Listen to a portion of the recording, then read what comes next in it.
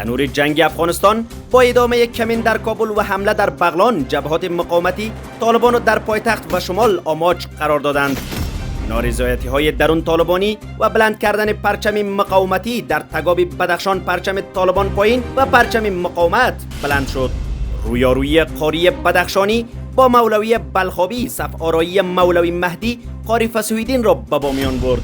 انتقام جویی طالبانی با نگاه پنجشیری ستیزی، جوانان پنجشیری از سوی طالبان شکنجه شدند و اخراج خانه بدوشان افغانستانی 454 مهاجر غیر قانونی افغان از ترکیه به کشور برگردانده شدند.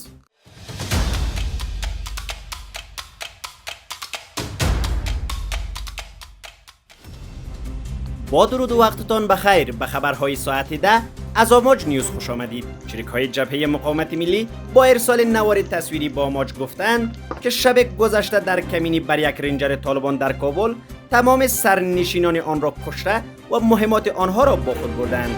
این رویداد در ساحه کارته نو شهر کابل، درست در محلی که در روزهای گذشته تحت تدابیر شدید امنیتی طالبان بود، به وقوع پیوسته است و اکنون طالبان در مورد این رویداد چیزی نگفتند.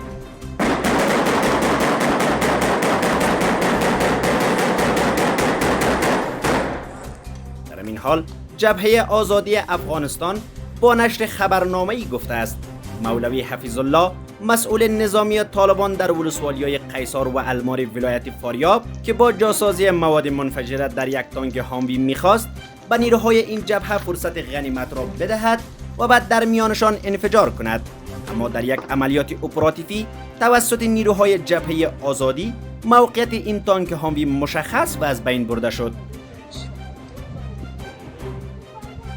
همچنان جبهه سپاه آزادی نیز در خبرنامه‌ای گفته است که نیروهای این جبهه شب قبل در ولسوالی خینجانی ولایت بغلان بر طالبان حمله کردند. این جبهه افزوده که در نتیجه این حمله یک طالب کشته شده و مقدار مهمات نظامی را نیز به دست آوردند. طالبان در این مورد نیز واکنشی نداشتند، اما همواره وجود جبهات فعال جنگی مخالفشان را رد می‌کنند. منابع در بدخشان با آماج میگویند که قاری وقاص، فرمانده پیشین توله ارتش طالبان برای تگاب که چندی پیش به دلیل اختلاف با طالبان از آنها بریده بود، پرچم جبهه مقاومت را برافراشته و بخش‌های از ولسوالی تگاب این ولایت را به کنترل خود درآورده است. این منابع می‌افزایند که نیروهای قاری وقاص طی 2 روز گذشته توانستند که روستاهای خنبک، کوری و کتوبالای تگاب را تصرف کنند. این در حالی است که چندی پیش مولوی امام دین منصور به ابرار، مدیر استخبارات تگاب، دستور سرکوب قاری وقاص را داده بود، اما موفق نشد و یک هفته پیش زیر دستان قاری وقاص ابرار مدیر استخبارات را کمین زدند که اکنون هم زخمی است. این در حالی است که به گفته منابع نارضایتی طالبان بدخشانی تاجک تبار در حال گسترش است و فعالیت جبهه مقاومت هم در ولسوالی‌های کشم، درایم، تشکان و کوهستان این ولایت در حال گسترش می باشد. و دنبال افزایش تنش‌ها میان طالبان و مولوی مهدی و پس از عدم دستیابی طالبان به یک توافق با این فرمانده هزارت تبارشان، قاری فصیح‌الدین فطرت، رئیس ستاد ارتش طالبان به بامیان رفته است. هرچند وزارت دفاع طالبان میگوید که قاری فصیح‌الدین در این سفر با مسئولان ملکی و نظامی این ولایت دیدار و برای تأمین امنیت هرچه بهتر و خدمتگزاری هدایت داده است، اما به نظر می رسد که هدف سفر قاری فصیح‌الدین به این ولایت بسیج نیروهای طالبان بر ضد مولوی مهدی است. این در حالی است که پس از درگیری مختصر دیروز طالبان با مولوی مهدی در ساحه قمکتل، اکنون حلقه محاصره بلخاب تنگتر شده است. از سوی محمد محقق، رهبر حزب وحدت اسلامی مردمی افغانستان گفته است که طالبان برای مقابله با مولوی مهدی در منطقه زردسنگ، شلونک، در یوسف و در منطقه ترپچ نیرو جابجا کردند. از سوی دیگر، یک فرد نزدیک به مولوی مهدی که نمیخواهد نامی از او برده شود میگوید که طالبان در مذاکراتشان فقط یک خواست داشتند و آن هم تسلیمی بود. این منبع که اکنون در کنار مولوی مهدی در بلخاب است می‌افزاید که در قاموسشان تسلیمی نیست و هر گونه پیامد پس از جنگ به دوش رهبران طالبان خواهد بود. در این حال منابع مردمی در بلخاب وضعیت در این ولسوالی را فوق‌العاده دانسته و از جابجایی جنگجویان مولوی مهدی در نقاط حساس این ولسوالی خبر می‌دهند. آنها می‌گویند تمام آمادگی‌ها برای یک رویارویی نظامی گرفته شده است. طالبان برای توقف جنگ در بلخاب از یک هفته به این سو به عالمان شیعه رو آوردند، اما ظاهراً به نظر می‌رسد که تلاش‌هایشان نتیجه در پی نداشته است. در پنجره خبیسته در نمشیر اونی در ولی نه هم گیر کلاب به تیخت حالتی در ادامه انتقامجویی طالبان در پنجشیر، نیروهای آنان یک جوان را در ولسوالی عنابه این ولایت به حد شکنجه کردند که دیگر توان سخن گفتن را ندارد و در شفاخانه بستری شده است. یک منبع با آماج از این جوان فریدالله نام برد و گفت که او روز یکشنبه 29 جوزا بدون دلیل توسط طالبان بازداشت و مورد شکنجه قرار گرفته است.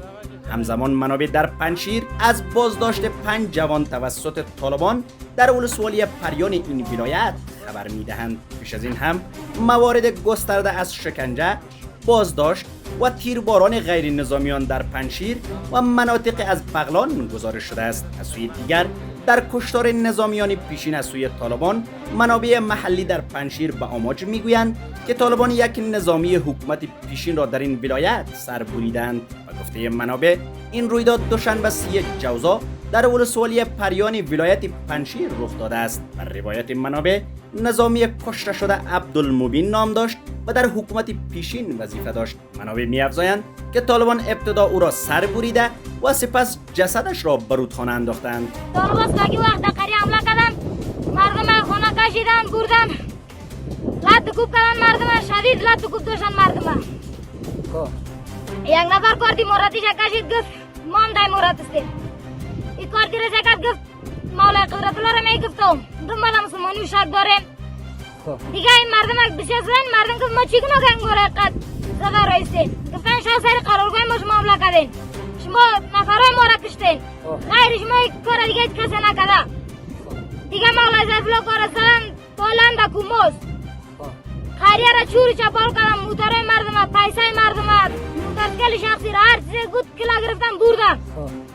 پیش از این نیز بارها نظامیان پیشین از سوی طالبان بازداشت، شکنجه، تیرباران و در موارد هم سر بریده شدند. طالبان همواره شکنجه و کشتار افراد ملکی و نظامیان پیشین را رد کردند. مردم قتل عام میکنن. هر وقتی که جنگ میشه در پنجشیر میان خرد کلان پیر زیر هیچ کس نمیشناسن، میان کلگی را میگیرن میبرن حلال میکنن، کلگی را نسل کشی از مردم هم میکشن. مردم پنجشیر را کلش نسل کشی میکنن. با گزارش خبرگزاری آنادولو، ترکیه 454 تن دیگر از اتباع افغانستان را که به صورت غیر قانونی وارد این کشور شده بودند شناسایی کرده و از طریق فرودگاه شهر مالاتیا به کشورشان بازگرداند. آنان پس از دستگیری به طور موقت در مراکز استرداد مهاجران شهر مالاتیا اقامت داشتند. این مهاجران غیر قانونی ابتدا تحت تدابیر امنیتی از مرکز استرداد موقت سوار اتوبوس شده و به فرودگاه انتقال یافتند. پس از آن نیز با حضور نیروهای ژاندارما و پلیس از فرودگاه مالاتیا به کشورشان بازگردانده شدند. قرار است این هواپیما در فرودگاه کابل پایتخت افغانستان فرود آید. خبرگزاری آنادولو در ادامه گفته است که طی 3 روز گذشته 1135 مهاجر غیر قانونی با 5 پرواز چارتر از فرودگاه مالاتیا به افغانستان بازگردانده شدند.